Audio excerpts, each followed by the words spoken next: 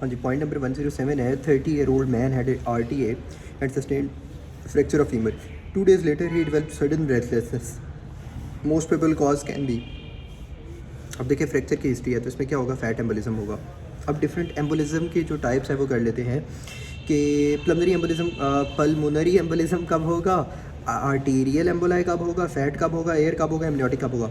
जो pulmonary embolism है वो इंपॉर्टेंट कॉज होता है सडन डेथ का, यूजुअली इमोबलाइज पेशेंट्स में। इमोबलाइज पेशेंट्स कब होते हैं, जब प्रोलॉन्ग्ड उसके इमोबलाइजेशन हो आफ्टर सर्जरी, सर्जरी की हिस्ट्री होती है। सर्जरीज के बाद यूजुअली जो होता है ना वो पेशेंट बेड रिडन हो जाते हैं और उसकी वजह से क्या होता है कि उसमें जो है वो prolong immobilisation will cause thromboembolism और उसकी वजह से जो है वो पल्मोनरी एम्बोलिज्म जो है वो हो जाता है। सही है, सडन डेथ होती है। इमोबिलाइजेशन की वजह से क्या होता है, वीनस थ्रोम्बोसिस लोअर एक्सट्रीमिटीज़ में, फेमोरल वेन्स और डीप लेग वेन्स में यूजुअली। और थ्रोम्बस जो है वो ब्रेक अवे करता है और ट्रैवल करता है पल्मोनरी आर्टरी के जरिए और इसको हम ट्रीट करते हैं हाइपरबैरिक ऑक्सीजन के साथ। आर्टीरियल एम्बोलाई यूजुअली क्या होता है, इसमें आर्टीरियल एम्बोलाई मेनली इसमें पल्मोनरी आता है, फैट आता है और एमनियोटिक फ्लूइड आता है। ये अभी रिसेंट जो पेपर्स हैं SK17 में उसमें ये आ रहे हैं, तो you should be well aware of this. ठीक है। आर्टरी एम्बोलाई क्या होता है, आर्टरी एम्बोलाई जो होता है usually arise from mural thrombus that adheres to one heart chamber और मेजर आर्टरी। एग्जांपल्स क्या होती हैं इसकी, carotid artery most frequently the middle cerebral artery, जिसकी वजह से सेरेब्रल इन्फाक्शन हो जाता है। फैट एम्बोलाई जो होता है उसमें 12 to 72 आवर्स का जो टाइम है, time duration is very important in fat emboli. सही है, these are particles of bone marrow, इसे मैरो एम्बोलिज्म भी कहते हैं। And other fatty tissues as result of sphere fractures, fractures के बाद फैट, एफ से फ्रैक्चर, एफ से फैट, तो फ्रैक्चर्स के साथ फैट। एयर एम्बोलाई जो होता है वो air entering into the circulation के बाद होता है। पेनिट्रेटिंग चेस्ट इंजरी हो या कोई क्रिमिनल अबॉर्शन हो तो उसमें एयर इंटर हो जाती है और ये डीप सी डाइवर्स में भी डीकम्प्रेशन सिकनेस की वजह से होता है। एमनियोटिक फ्लूइड एम्बोलाई जो होता है इसमें सडन डेथ होती है और these emboli are caused by escape of amniotic fluid from the maternal circulation. सही है, इनटू द मैटरनल सर्कुलेशन। अब ये ड्यूरिंग प्रोलॉन्ग लेबर होगा, 2-3 बातें याद रखनी है इसमें, ड्यूरिंग प्रोलॉन्ग लेबर, डिलीवरी या पोस्टमार्टम होगा। सही है sir, they can activate coagulation process जिसकी वजह से DIC हो जाती है। अब इजीली आप लोग रिमेंबर करें कि फ्रैक्चर के बाद फैट और deep sea divers chest injury, air embolism, pregnant ladies during labour, postmortem, amniotic fluid और shortness of breath lying down जो होती है वो रेट्रोस्टर्नल ग्वाइटर में होती है। कुछ MCQs कर लेते हैं। Fat embolism, true regarding fat embolism symptoms appear after 12 hours, 12 to 72 hours का टाइम ड्यूरेशन याद रखना है। 30-year-old man had RTA and sustain fracture of femur 2 days later ही developed sudden shortness of breath, the most probable cause is fat emboli. True regarding fat emboli is तो mostly due to long bone के fracture की वजह से होता है। RT के बाद 2 लीटर ऑफ ब्लड लॉस हुआ है, आफ्टर 5 days ही डाइड।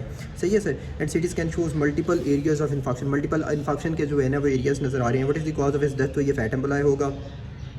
हड्डी के बाद उसका पेल्विक फ्रैक्चर हुआ है तो main pelvic fracture. True regarding फैटम सिम्टम्स अपीयर आफ्टर 12 आवर्स। सही है।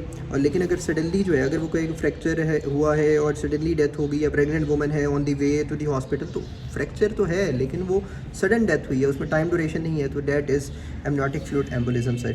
अब patient after prolong develop shortness of breath, prolonged labour है, develop shortness of breath, diagnosis amniotic fluid.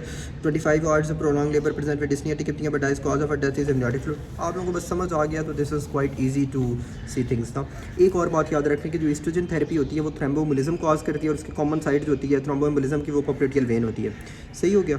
अच्छा, एमनियोटिक फ्लूइड एम्बोलिज्म के नक्कर ड्यूरिंग प्रोलॉन्ग्ड डिलीवरी और postmortem. उसके बाद ये आ गया पल्मोनरी एम्बोलिज्म का देख लेते हैं कि young male operated for cholecystectomy 3 days after surgery develop dyspnoea, chest pain है, साइनोसिस है, तो प्रोबेबल डायग्नोसिस क्या होगा, पल्मोनरी एम्बोलिज्म होगा।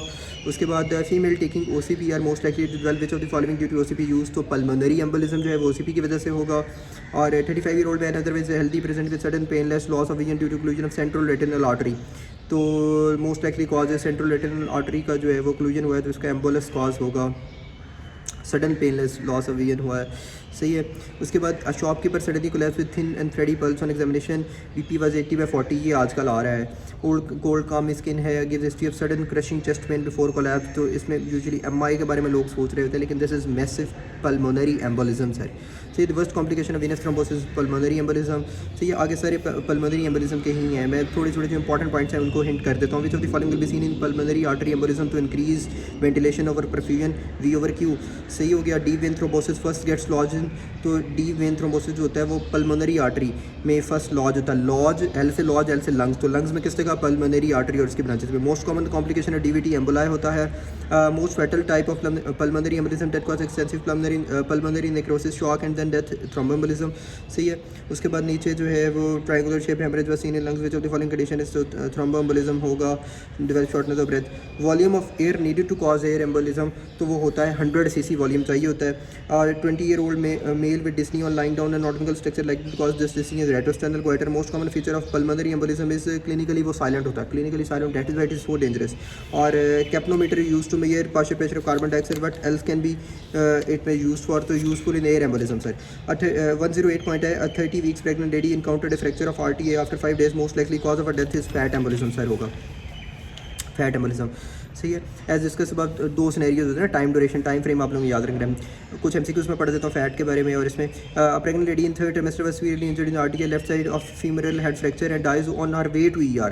अब on her way to ER वो डाई हो गया, तो that is amniotic fluid embolism ना।